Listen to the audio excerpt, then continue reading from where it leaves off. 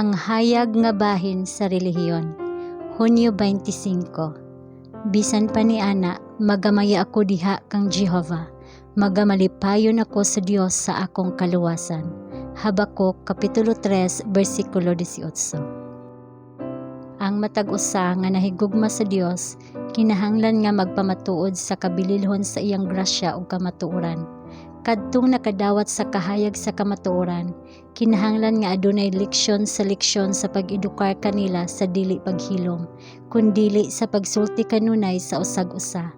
Kinahanglan nilang hinumduman ang meeting sa igpapahulay.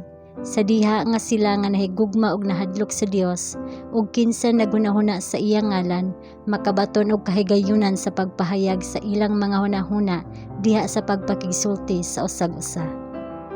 Ang halangdon sa langit nagpaila sa iyang mga interes uban sa mga magtotoo, bisan unsa pa kaubos ang ilang mga kahimtang. Ug sa matag higayon nga sila adunay pribilehiyo nga magkita, kiniangay nga sila kanunay nga magsulti sa usag-usa, magpahayag sa pagpasalamat ug gugma nga resulta sa paghunahuna sa ngalan sa Ginoo. Sa ingon niini ang Dios pagahimayaon samtang siya maminaw ug makadungog, ug ang tigom sa pagpamatuod pagaisipon nga labing bililhon sa tanan nga mga tigom, kay ang mga pulong nga gisulti natala sa basahon sa handumanan. Ayaw paghatag og katagbawan sa kaaway pinaagi sa pagpabilin diha sa mangitngit nga bahin sa imong kasinatian. Salig kang Hesus sa mas bug-os, alang sa tabang sa pagsukol sa tentasyon. Kung kita magunahuna ug maghisgot mahitungod kang Hesus, ug dili sa atong kaugalingon, kinahanglan mas daghan ang atong maangkon nga iyang presensya.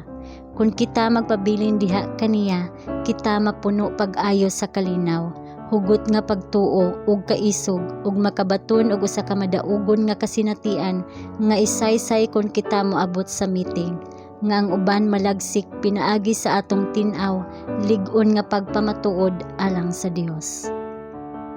Kining bililhon nga mga pag-ila ngadto sa pagdayeg sa himaya sa iyang grasya, sa diha nga gisuportahan sa usa ka Kristohanon nga kinabuhi, adunay usa ka dili mapugngan nga gahom nga nagabuhat alang sa kaluwasan sa mga kalag.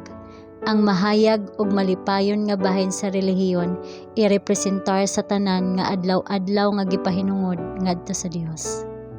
Dili nato pakaulawan ang atong Ginoo pinaagi sa usa ka masulub-on nga relasyon sa mga pagsulay nga makita nga mabug-at. Ang tanang pagsulay nga madawat isip mga magtutudlo makapatunghag kalipay. Ang tibuok relihiyoso nga kinabuhi mahimong makapabayaw, makapataas, makapahalangdon, mahumot sa maayong mga pulong ug mga buhat.